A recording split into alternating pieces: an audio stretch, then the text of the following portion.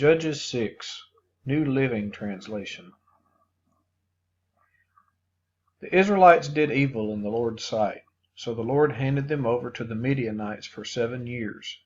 The Midianites were so cruel that the Israelites made hiding places for themselves in the mountains, caves, and strongholds.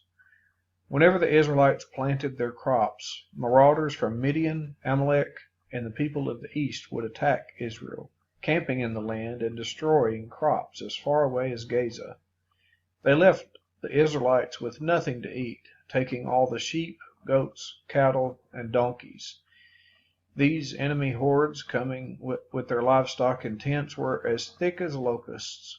They arrived on droves of camels too numerous to count, and they stayed until the land was stripped bare. So Israel was reduced to starvation by the Midianites. Then the Israelites cried out to the Lord for help. When they cried out to the Lord because of Midian, the Lord sent a prophet to the Israelites. He said, "This is what the Lord, the God of Israel, says. I brought you up out of slavery in Egypt. I rescued you from the Egyptians and from all who oppressed you. I drove out your enemies and gave you their land. I told you, I am the Lord your God. You must not worship the gods of the Amorites, in whose land you now live. But you have not listened to me." Then the angel of the Lord came and sat beneath the great tree at Ophrah, which belonged to Joash of the clan of Abiezer.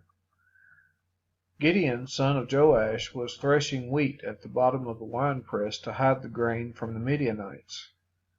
The angel of the Lord appeared to him and said, "Mighty hero, the Lord is with you." "Sir," Gideon replied, "if the Lord is with us, why has all this happened to us? And where are all the miracles our ancestors told us about? Didn't they say, 'The Lord brought us up out of Egypt'? But now the Lord has abandoned us and handed us over to the Midianites." Then the Lord turned to him and said, "Go with the strength you have, and rescue Israel from the Midianites. I am sending you." "But Lord," Gideon replied, "how can I rescue Israel? My clan is the weakest in the whole tribe of Manasseh, and I am the least in my entire family." The Lord said to him, "I will be with you, and you will destroy the Midianites as if you were fighting against one man." Gideon replied, "If you are truly going to help me, show me a sign to prove that it is really the Lord speaking to me. Don't go away until I come back and bring my offering to you." He answered, "I will stay here until you return." Gideon hurried home. He cooked a young goat, and with a basket of flour he baked some bread without yeast. Then, carrying the meat in a basket and the broth in a pot, he brought them out and presented them to the angel who was under the great tree. The angel of the Lord said to him, "Place the meat and the unleavened bread on this rock, and pour the broth over it." And Gideon did as he was told. Then the angel of the Lord touched the meat and bread with the tip of the staff in his hand, and fire flamed up from the rock and consumed all he had brought.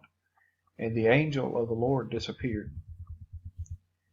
When Gideon realized that it was the angel of the Lord, he cried out, "O sovereign Lord, I'm doomed. I have seen the angel of the Lord face to face." "It is all right," the Lord replied. "Do not be afraid. You will not die." And Gideon built an altar to the Lord there and named it Yahweh Shalom, which means, "The Lord is peace." The altar remains in Ophrah in the land of the clan of Abiezer to this day. That night the Lord said to Gideon, "Take the second bull from your father's herd, the one that is 7 years old. Pull down your father's altar to Baal, and cut down the Asherah pole standing beside it. Then build an altar to the Lord your God here on this hilltop sanctuary, laying the stones carefully. Sacrifice the bull as a burnt offering on the altar, using as fuel the wood of the Asherah pole you cut down." So Gideon took 10 of his servants and did as the Lord had commanded. But he did it at night because he was afraid of the other members of his father's household and the people of the town. Early the next morning, as the people of the town began to stir, someone discovered that the altar of Baal had been broken down and that the Asherah pole beside it had been cut down. In their place a new altar had been built, and on it were the remains of the bull that had been sacrificed. The people said to each other, "Who did this?" And after asking around and making a careful search, they learned that it was Gideon, the son of Joash. "Bring out your son," the men of the town demanded of Joash. "He must die for destroying the altar of Baal and for cutting down the Asherah pole." But Joash shouted to the mob that confronted him, "Why are you defending Baal? Will you argue his case? Whoever pleads his case will be put to death by morning. If Baal truly is a god, let him defend himself and destroy the one who broke down his altar." From then on, Gideon was called Jerubbaal, which means, "Let Baal defend himself," because he broke down Baal's altar.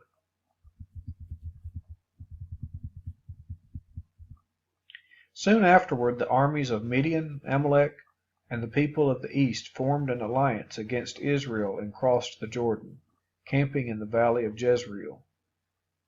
Then the Spirit of the Lord clothed Gideon with power. He blew a ram's horn as a call to arms, and the men of the clan of Abiezer came to him. He also sent messengers throughout Manasseh, Asher, Zebulun, and Naphtali, summoning their warriors, and all of them responded. Then Gideon said to God, "If you are truly going to use me to rescue Israel, as you promised, prove it to me in this way. I will put a wool fleece on the threshing floor tonight. If the fleece is wet with dew in the morning, but the ground is dry, then I will know that you are going to help me rescue Israel as you promised." And that is just what happened. When Gideon got up early the next morning, he squeezed the fleece and wrung out a whole bowl full of water. Then Gideon said to God, "Please don't be angry with me, but let me make one more request. Let me use the fleece for one more test. This time let the fleece remain dry, while the ground around it is wet with dew." So that night God did as Gideon asked.